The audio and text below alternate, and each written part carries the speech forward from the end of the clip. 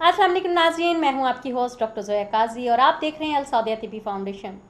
जी हाँ, अल सौदिया तिब्बी फाउंडेशन हमेशा आपके लिए मज़ीद मुफीद मशवरे लेकर आता है, मुफीद इंफॉर्मेटिव वीडियोस लेकर आता है। ठीक इसी तरह हम आज भी आपके लिए जो वीडियो लेकर आए हैं उसमें हम जिस बीमारी का जिक्र करने वाले हैं उसको कहते हैं जरियान।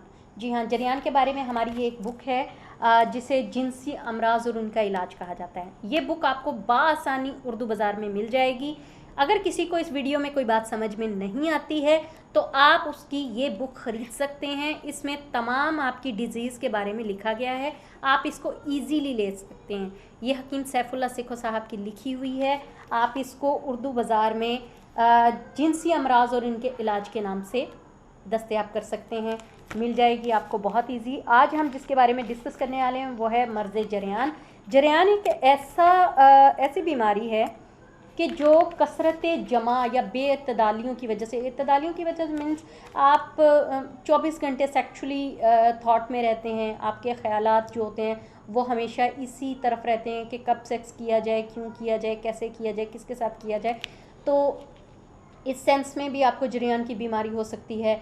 या फौहश वीडियोस देखते हैं, गरम खाने खाते हैं, इसकी वजह से भी आपको मतलब ये हो सकती हैं। इसके सिम्टम्स हम साथ साथ आपको बताते चले जाएंगे, लेकिन आज जो मैं चीज़ें डिस्कस करने वाली हूँ वो मैं आपको इसी बुक से रिलेटेड बताऊँगी ताकि आपको ईज़िली पता चल जाए कि इस बुक में आपके लिए कितनी ही ज़्यादा इन्फॉर्मेशन है जिसका आपको नहीं पता, आप ईज़िली पढ़ सकें। मैं आपको कुछ पढ़ के बताऊँगी कि ये पानी की तरह जरियान जो है ये एक मादा होता है जो पानी की तरह पतला होता है। ये आपको मतलब जब आप अपने लाइफ पार्टनर के साथ टाइम स्पेंड करते हैं तो ये प्रेगनेंसी कंसीव करने में भी मदद नहीं देता, मतलब इससे आप प्रेगनेंसी कंसीव नहीं कर पा सकते हैं इस बीमारी की वजह से। और ये मोस्टली होता है गर्म चीज़ें खाने की वजह से। जी हाँ, गर्म चीज़ें खाने की वजह से इसको होता है। तो कोशिश करें कि जब आप को ये बीमारी है तो आप गर्म चीज़ों का जो है ना इस्तेमाल ख़त्म कर दें, शहद का इस्तेमाल अपने ऊपर लाजिम कर लें।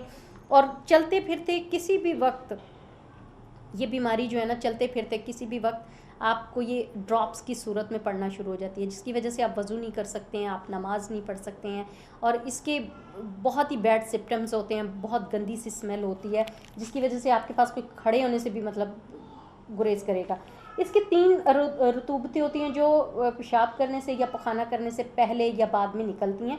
वो 3 रतूबतें इसकी हैं मनी, मज़ी और वदी। जो मनी की हिफाजत फ़िल हकीकत जो है वो आपकी जवानी की हिफाजत से रिलेटेड है।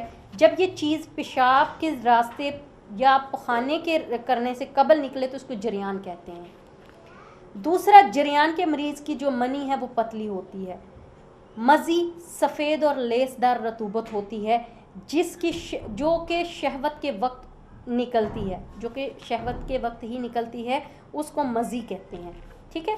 और मज़ी के बाद इसके अखराज की सहूलत पैदा हो जाती है। इसके निकलने के बाद जो आपकी वेन्स हैं वो चिकनी और कुशादा हो जाती हैं, साफ़ शफाफ हो जाती हैं, जिसकी वजह से आपको यूरिन करने में कोई प्रॉब्लम नहीं होती। अच्छा, इसके अखराज से कमज़ोरी लाहक नहीं होती है क्योंकि ये एक नेचुरल तरीका है। हाँ, अगर इसे गैर फितरती तरीके से किया जाए तो आपको कमज़ोरी हो सकती है।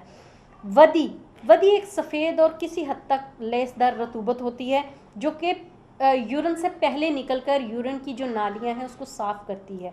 और पेशाब ये इसलिए पहले निकल के साफ़ कर देती है ताकि आपको यूरिन करने में किसी किस्म का कोई मसला ना हो और इसमें किसी किस्म की कोई रुकावट ना हो।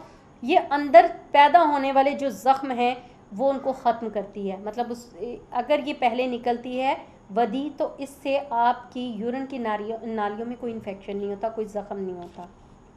अच्छा, अब जरियान के जो असबाब हैं जिस वजह से ये जरियान पैदा होता है वो मैं आपको बताती चलूँगी। कसरत से सेक्स करना, मतलब मोस्टली बहुत ज़्यादा सेक्स करना, ज़रूरत से ज़्यादा, इस वजह से भी हो जाता है। फिर मनी की ज़्यादती, इस वजह से भी हो जाता है। फिर मनी में ज़रूरत से ज़्यादा तेज़ी और जलन होना, इस वजह से भी आपको जरियान होता है। कसरत शहवत, कसरत जमा, हर वक्त जमा का तसव्वुर, जैसा कि मैंने आपको पहले बताया कि सेक्सुअली थॉट रखने की वजह से भी आपको ये बीमारी हो सकती है।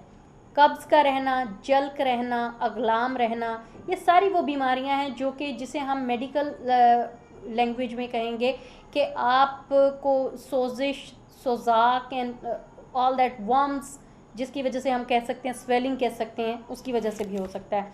अच्छा जी, उसके बाद बवासीर, मसाने में वर्म आना, सोजाक, जैसे कि ये देखिए अभी मैंने पहले आपसे जिक्र किया, आतिश की गर्मी से मसाने का मुतासिर होना, इस वजह से भी मकवी बा की ग़ज़ा का इस्तेमाल और रियाजत ना करना, मतलब हेल्दी अनहेल्दी फूड खा लेना और उसके बाद उसकी एक्सरसाइज ना करना, उसकी वजह से भी हो जाता है।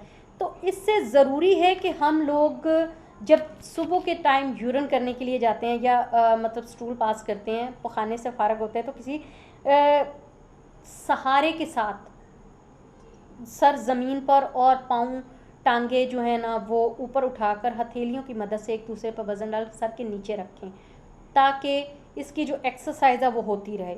1 मिनट से शुरू होकर 7 मिनट तक ऐसा किया जा सकता है। इस किस्म की वर्जिश से जरियान, एहतलाम, सरते अंजाल की जो शिकायत हैं वो दूर हो जाती हैं। अब इसकी मैं आपको डिटेल में बता सकती हूँ कि ये एक्सरसाइज है क्या। मोस्टली हमने देखा होगा स्पोर्ट्समैन जो करते हैं वो अपने दोनों हाथ ज़मीन पर रख के सर के बल खड़े हो जाते हैं, मतलब पाँव ऊपर कर लेते हैं दीवार के साथ टेक लगाकर।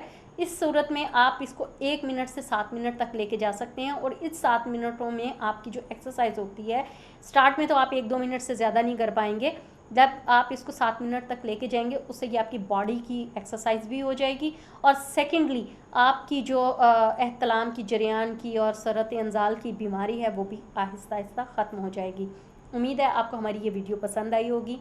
तो हमारी वीडियो को लाइक करें, सब्सक्राइब करें, शेयर करें, बेल आइकॉन का बटन दबाएं और साथ ही साथ इस बुक को ख़रीदना ना भूलिएगा, क्योंकि इस बुक से आपको आपके तमाम सवालों के जवाब मिल जाएंगे। इसके साथ ही मुझे इजाज़त दीजिए। अल्लाह हाफिज़।